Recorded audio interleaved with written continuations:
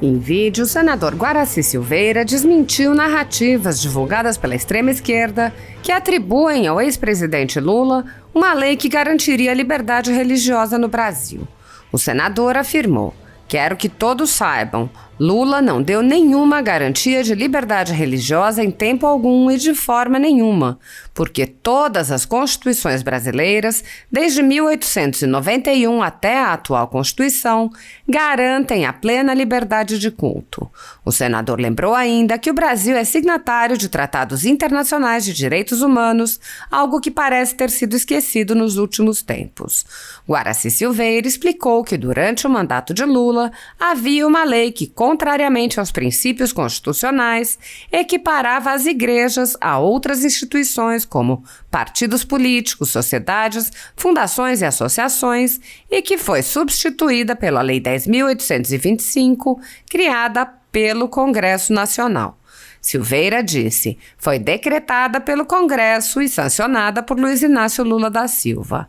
O senador afirmou: "Saibam todos, a liberdade está garantida primeiro por Deus e depois pelos constituintes, pelos 559 constituintes brasileiros. A eles, o nosso agradecimento." Da tribuna do Senado, o senador fez ainda um histórico do direito de religião do povo brasileiro. Os direitos humanos, afirmados em tratados internacionais e reiterados nas diversas constituições brasileiras, vêm sendo desrespeitados reiteradamente no Brasil e um grupo de pessoas vem sendo tratado como sub-humanos e subcidadãos.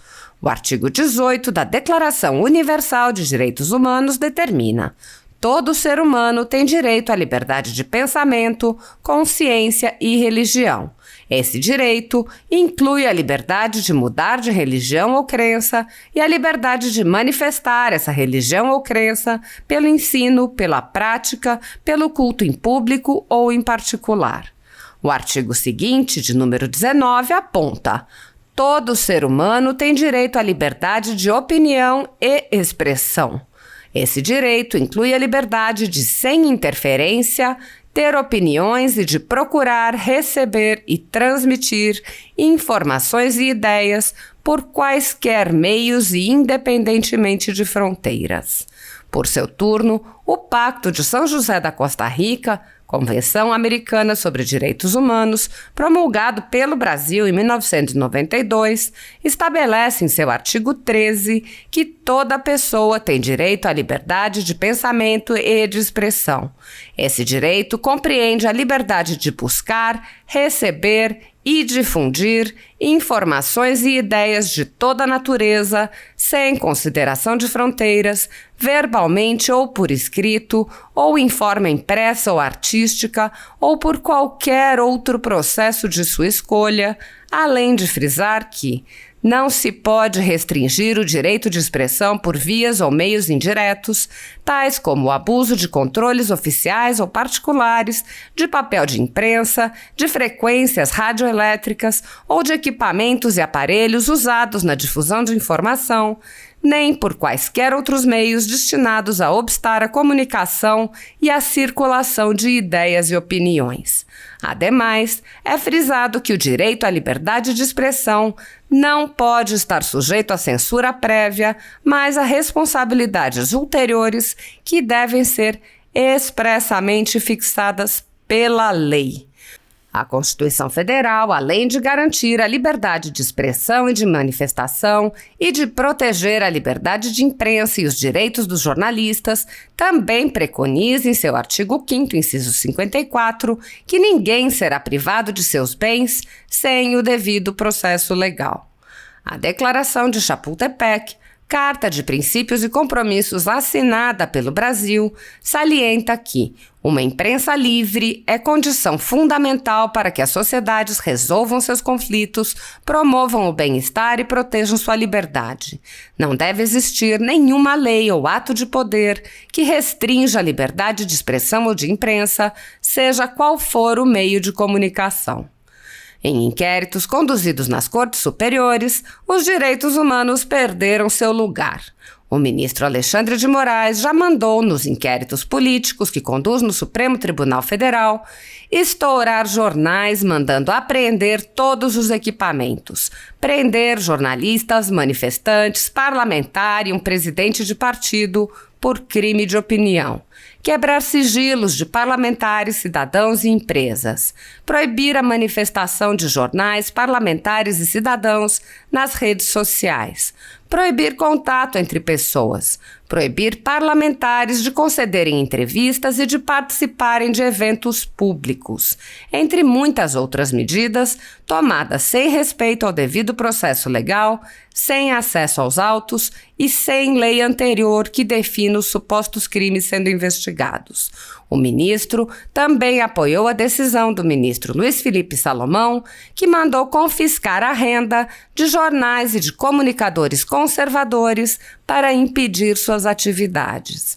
Entre os vídeos cuja renda é confiscada pelo ministro Luiz Felipe Salomão estão transmissões de sessões do Senado Federal, da Câmara dos Deputados, da Presidência da República, do Supremo Tribunal Federal e do próprio Tribunal Superior Eleitoral, além de vídeos produzidos por políticos eleitos pelo povo, notícias pautadas pela documentalidade, pela publicidade e debates concernentes a temas relevantes para a democracia brasileira.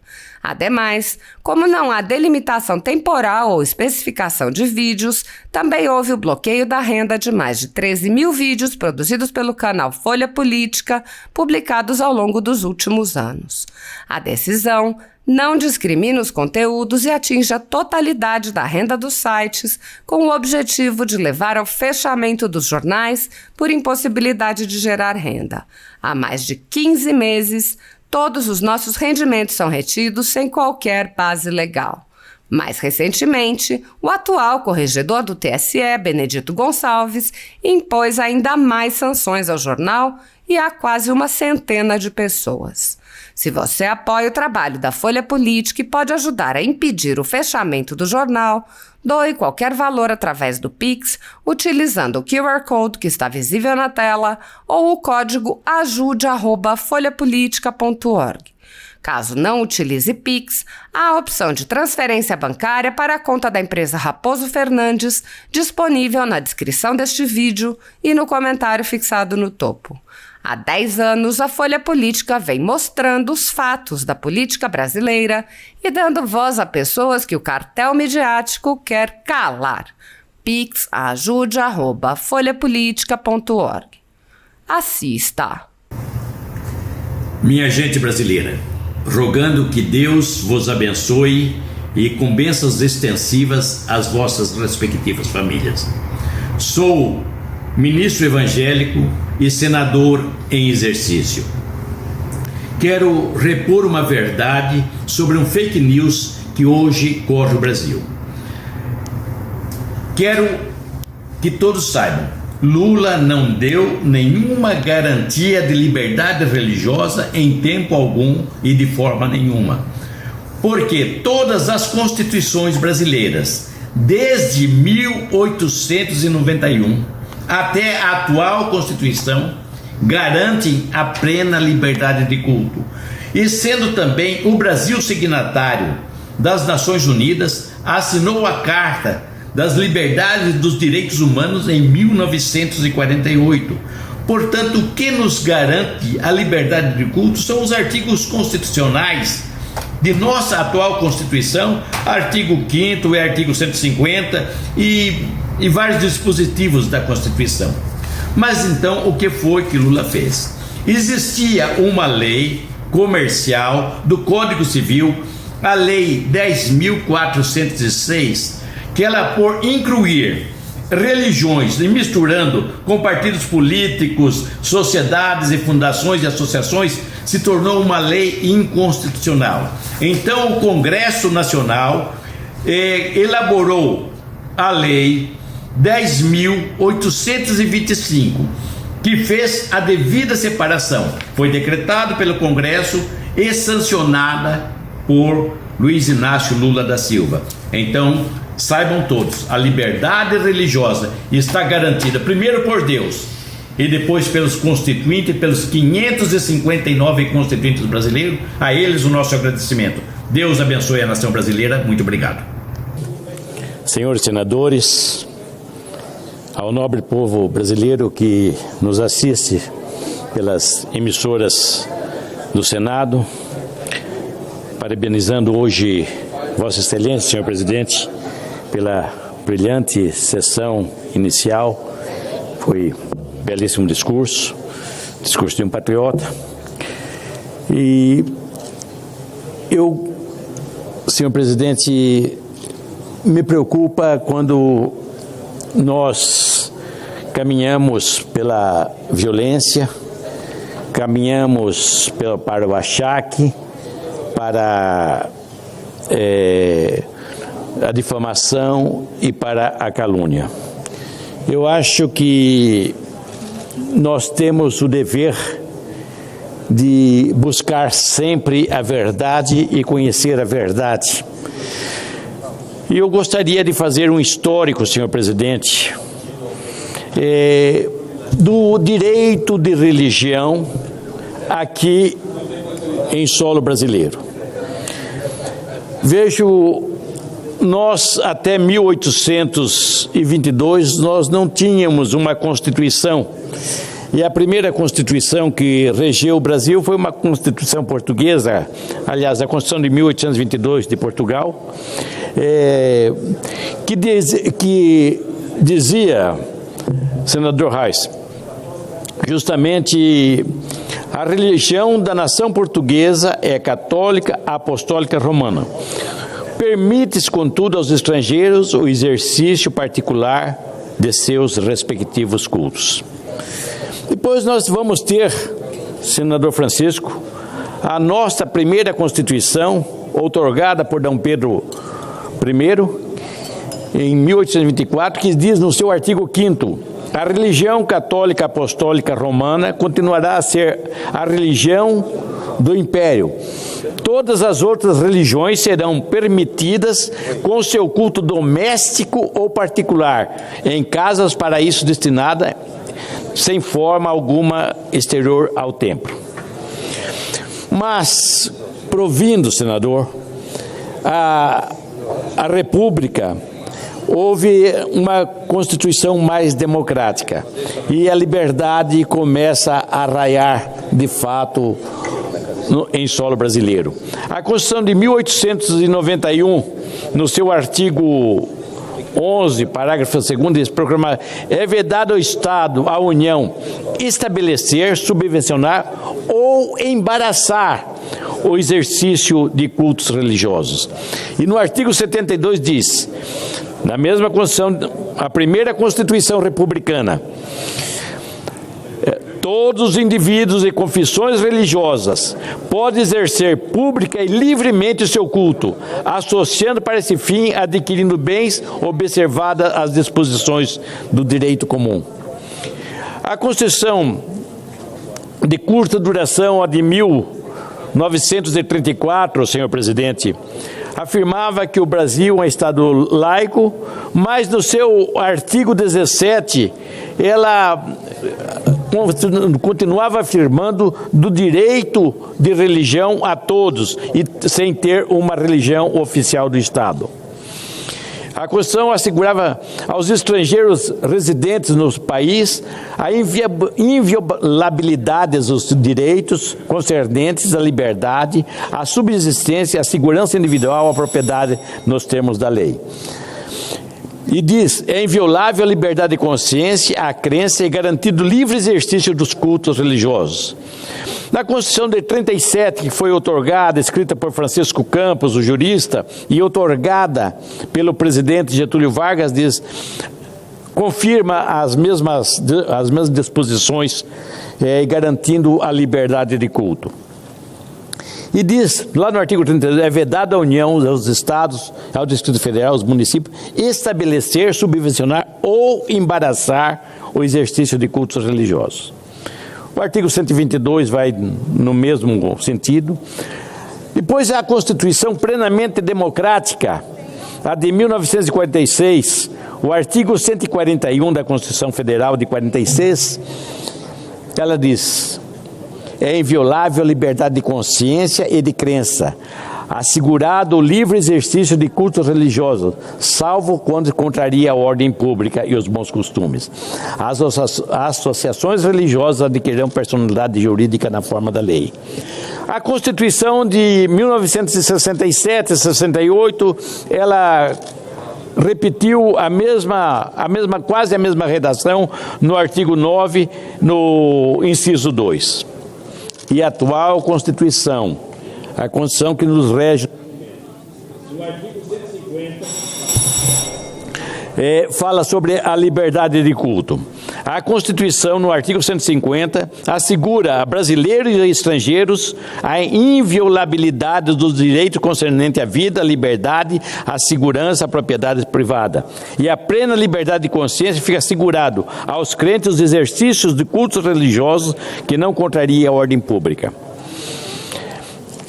A mesma Constituição de 88, no artigo 5º, parágrafo 6º, é inviolável a liberdade de consciência, a crença, sendo assegurado o livre exercício dos cultos religiosos, garantido na forma da lei a proteção ao lugar dos cultos.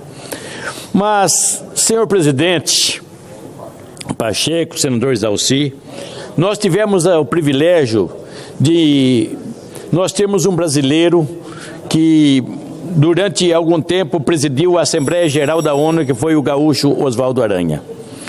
E o Brasil é signatário da Declaração Universal dos Direitos Humanos, que diz no seu artigo 18, todo ser humano tem liberdade, direito à liberdade de pensamento, de consciência e religião. Artigo 18 da Declaração Universal dos Direitos Humanos da ONU, o qual o Brasil é signatário. Mas, contudo, no ano 2002, se não me engano, aconteceu um engano. Foi feito a Lei 1046, senhor presidente, e nessa Lei 1046 obstava alguma dificuldade para partidos políticos e as igrejas e as religiões. Então foi necessário haver uma mudança. E o deputado Paulo Gouveia, ele propôs uma mudança na redação da Lei 1064,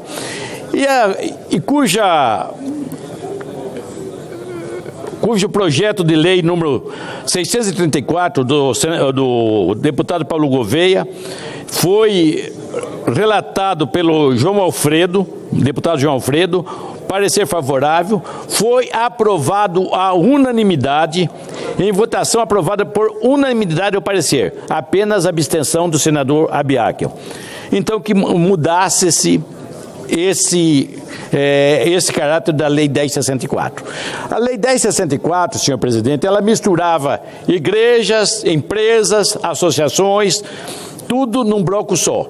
E o que aconteceu? Como tínhamos a Constituição que garantia às igrejas, às religiões, o seu direito, a Lei 1064 era uma violência, era inconstitucional. Então foi necessário sacar do 1064 a seguinte expressão no inciso 4 e no inciso 5, que dizia às organizações religiosas e aos partidos políticos. Bem, agora há pouco, o senador Omar Aziz falou que nós precisamos falar a verdade. E eu pediria justamente, e é responsabilidade nossa, de falar a verdade em qualquer circunstância. E tem sido apregoado que o presidente Lula foi que deu liberdade de culto à nação brasileira. Senhor presidente, a liberdade de culto vem desde 1891. Então, ninguém deu essa liberdade. O que o presidente... Para concluir, senador. Foi justamente o decreto aprovado pelo Congresso Nacional, aliás, pela Câmara Federal, tirando da Lei 10.64 os parágrafos 4 e 5. E assim, senão o artigo 10.64 seria totalmente inconstitucional. Então, a liberdade de culto é garantida para nós.